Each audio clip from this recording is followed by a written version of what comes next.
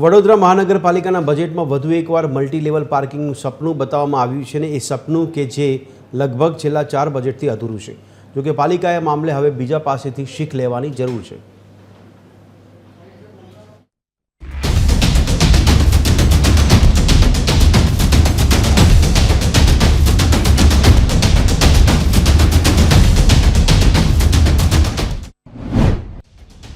Vadodara municipal commissioner Arun Mahesh બાબુએ મંગળવારે મહાનગરપાલિકાનું 7,609.63 કરોડનું draft budget રજૂ કર્યું હતું, જેમાં નવા બ્રિજ, સ્વિમિંગ પુલ, બગીચા, સિવિક સેન્ટરો, ફાયર સ્ટેશનો, નવા રોડના નિર્માણના કામોની જાહેરાત કરાઈ છે। પરંતુ પાછલા બજેટના બાકી અને તેમજ અધૂરા પ્રોજેક્ટ ક્યારે પૂરા થશે તેનો કોઈ ઉલ્લેખ કરાયો નથી। ભૂતકાળના બજેટમાં પાલિકાએ કરેલી જાહેરાતોમાં મલ્ટી લેવલ કાર પાર્કિંગનો સમાવેશ થાય છે, જે સપનું આ વર્ષના બજેટમાં બતાવવામાં આવ્યું છે। આ વર્ષે પણ પૂરું થાય તેવું લાગતું નથી।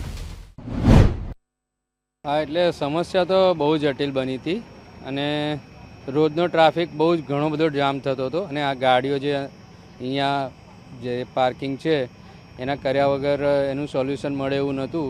એટલે પછી અમારા બોર્ડે નિર્ણય કર્યો અને 2-4 જગ્યાએ તપાસ કરીને આ મલ્ટી લેવલ પાર્કિંગ જે છે એ ઓપ્શન અમને સારું લાગ્યું, એટલે એ અહીંયા લગભગ 2024થી અમે અહીંયા ઇન્સ્ટોલ કર્યા છે બધા। આ લગભગ 35 યુનિટ છે અને એમાં લગભગ 70 ગાડીઓ અમે ઉપર નીચે કરીને પાર્ક કરી શકીએ। એટલે નાની જગ્યાનો ઓછી જગ્યામાં અમે વધુ પાર્કિંગ કરી શકીએ એવો ઓપ્શન અમને મળ્યો છે। પાલિકાએ દર વર્ષે મલ્ટી લેવલ પાર્કિંગનું કામ બજેટમાં સમાવે છે, પણ તે પૂરું થતું નથી। હવે પાલિકાએ ખાનગી કોમર્શિયલ પ્રોપર્ટી કે પછી હાથીખાના માર્કેટ યાર્ડના મેનેજમેન્ટ પાસેથી શીખવા જેવું છે। પાલિકા 4 વર્ષથી નાગરિકોને મલ્ટી લેવલ પાર્કિંગના સપના દેખાડે છે।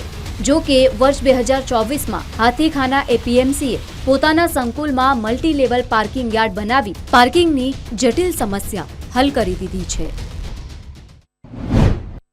વડોદરા શહેરની સૌથી જટિલ સમસ્યાઓ પૈકીની એક સમસ્યા ટ્રાફિકની છે, પરંતુ તેનું નિવારણ શોધવા માટે વડોદરા મહાનગરપાલિકા દ્વારા મલ્ટી લેવલ પાર્કિંગની વાતો છેલ્લા 4 બજેટથી કરવામાં આવી રહી છે, પરંતુ આજ દિન સુધી વડોદરામાં એક પણ સ્થળે વડોદરા મહાનગરપાલિકા દ્વારા મલ્ટી લેવલ પાર્કિંગ નથી બનાવાયું। પરંતુ તે પહેલાં આપ જે દ્રશ્યોમાં જોઈ શકો છો તે હાથીખાના એપીએમસી છે। હાથીખાના એપીએમસી મેનેજમેન્ટ દ્વારા વડોદરા મહાનગરપાલિકા જ્યારે વાતો કરી રહ્યું છે ત્યારે એપીએમસી દ્વારા તેની પહેલાં જ લગભગ 2 વર્ષ પહેલાં જ આ મલ્ટી લેવલ પાર્કિંગ અહીંયા તૈયાર કરી દેવામાં આવ્યું છે। સંપૂર્ણપણે ઓટોમેટિકલી આ જે ગાડીઓ છે એ પાર્ક થઈ શકે, હાઇડ્રોલિક મશીન વડે ઉપર ચડી શકે તે પ્રકારની વ્યવસ્થા અહીંયા હાથીખાના એપીએમસીમાં વેપારીઓ તરફથી કરવામાં આવી છે। અહીંયા ટ્રાફિકની ખૂબ જટિલ સમસ્યા પહેલેથી જ હતી અને તેનું સોલ્યુશન લાવવા માટે એપીએમસી દ્વારા લગભગ 70 જેટલી કાર પાર્ક થઈ શકે તે માટેનું આ મલ્ટી લેવલ પાર્કિંગ તૈયાર કરવામાં આવ્યું છે અને ટ્રાફિકની સમસ્યા હલ કરવામાં આવી છે, પાર્કિંગની સમસ્યા હલ કરવામાં આવી છે।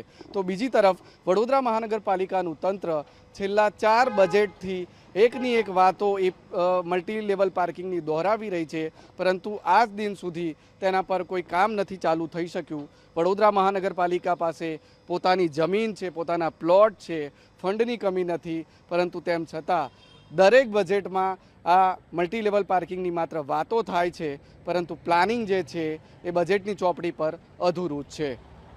કેમેરામેન જિગ્નેશ સોલંકી સાથે અમિત ઠાકોર, TV13 વડોદરા।